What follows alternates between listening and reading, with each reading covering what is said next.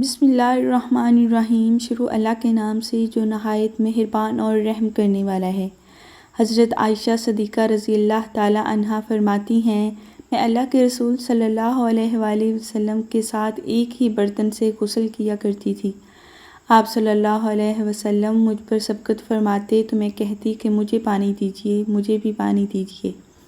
ایک روایت میں ہے کہ نہاتے وقت میرا اور رسول کریم صلی اللہ علیہ وسلم کا ہاتھ ایک ہی برتن سے پانی لینے میں آگے پیچھے ہوتا تھا۔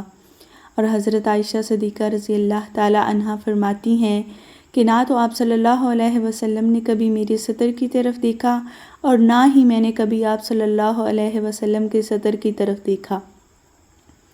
میاں بیوی تعلق کے کچھ ایسے مسائل ہیں جن کے جاننا انتہائی ضروری ہے۔ ہماری اکثریت اس سے لا علم ہے کیونکہ دینی کتب ہم پڑھتے نہیں ہیں اور عالم دین سے پوچھنے میں شرم آتی ہے۔ اللہ تعالیٰ وقت حق بات سے نہیں شرماتا اور حق پاک کو قرآن پاک میں کھول کھول کر بیان کیا گیا ہے۔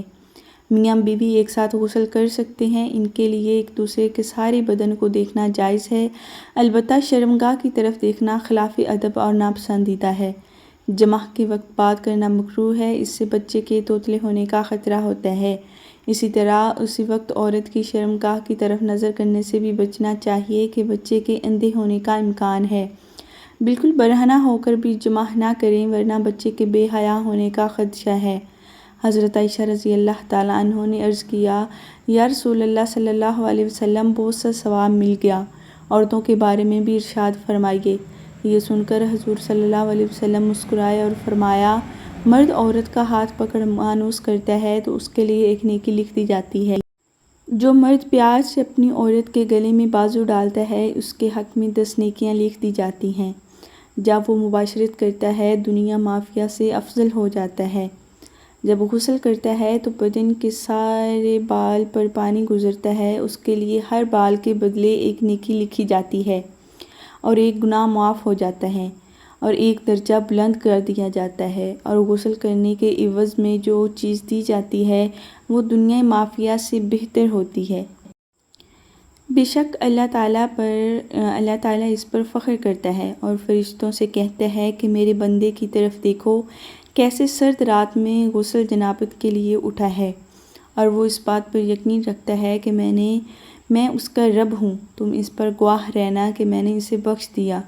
بہترین بیوی وہ ہے جو سونے کے کمرے میں اپنے حسن و جمال اور بستر میں خاوند کے ساتھ خوبصورت طور و اطوار سے اپنے پیار کے جادو میں جکڑے، اس کے مقصد پر نگاہ رکھے اور غور کرے کہ اس کا خاوند کیا چاہتا ہے، اور پھر اس کے پسند سے بہتر انداز میں اپنے آپ کو اس کے سپرد کرے، نرم گفتگو کرے اور اس کی رغبتوں اور چاہتوں کو پورا کرے اور اسے سیر کرے۔ اگر وہ اس کے ساتھ مکابرت کا خواہش مند ہے تو قطعی طور پر نافرمانی نہ کرے، کیونکہ اللہ رب العزت کے ہاں یہ بہت بڑا گناہ ہے۔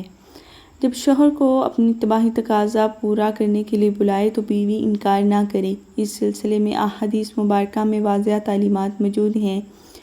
چنانچہ ارشاد نبوی صلی اللہ علیہ وسلم ہے، خاوند بیوی کو اپنی حاجت پوری کرنے کے لیے بلائے اور بیوی انکار کرے، جس پر شوہر غصے کی حالت میں رات گزارے تو صبح تک فرشتے اس پر لعنت بھیجتے رہتے ہیں۔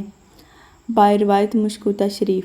دوسری روایت میں ہے کہ حضرت طلحہ رضی اللہ تعالی عنہ فرماتے ہیں کہ رسول اکرم صلی اللہ علیہ وسلم نے فرمایا، جب شوہر اپنی بیوی کو بلائے تو اس کے پاس چلی جائے، چاہے وہ روٹی پکانے کے لیے تندور پر ہی کیوں نہ کھڑی ہو۔ حضرت عمر رضی اللہ تعالی عنہ کے پاس ایک شخص آیا جو گرد و غبار سے اٹا ہوا، بال بکھرے ہوئے، اور اس کے ساتھ اس کی بیوی بھی تھی، جو کہہ رہی تھی، اے امیر المومنین، میں اس کے لیے نہیں اور نہ ہی یہ میرے لیے ہے۔ یہ عورت اپنے شوہر سے نفرت کرتی تھی، اس لیے آپ نے اس کے شوہر کو حکم دیا کہ وہ غسل کرے اور اپنے سار کے بال کو منڈوائے، اور جب شوہر فارغ ہو کر آیا تو آپ نے کہا، اپنی بیوی کے سامنے جاؤ۔ بیوی نے دیکھا تو وہ دم بخود رہ گئی اور نہ پہچاننے کی وجہ سے پیچھے ہٹنے لگی۔ جب پہچان لیا تو اس کا بوسہ لیا اور اپنے دعوے سے دستبردار ہو گئی۔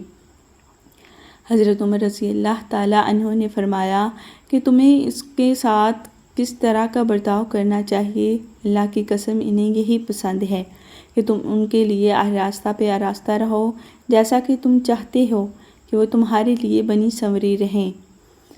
حضرت سیدنا امام غزالی رحمۃ اللہ علیہ فرماتے ہیں کہ جمع کرنا جنت کی لذتوں میں سے ایک لذت ہے۔ حضرت سیدنا جنید بغدادی رحمۃ اللہ علیہ فرماتے ہیں انسان کو جمع کی ایسی ہی ضرورت ہے جیسے کہ غذا کی۔ حدیث نبوی صلی اللہ علیہ وسلم کا ارشاد ہے کہ مرد کا اپنی بیوی کے ساتھ اکٹھے سونا، ایک ہی بستر پر سونا افضل ہے، الا یہ کہ کسی ایک کو عذر ہو، اس لیے کہ مقصد ہم بستری کرنا نہیں بلکہ مقصد بیوی کا دل خوش کرنا ہو۔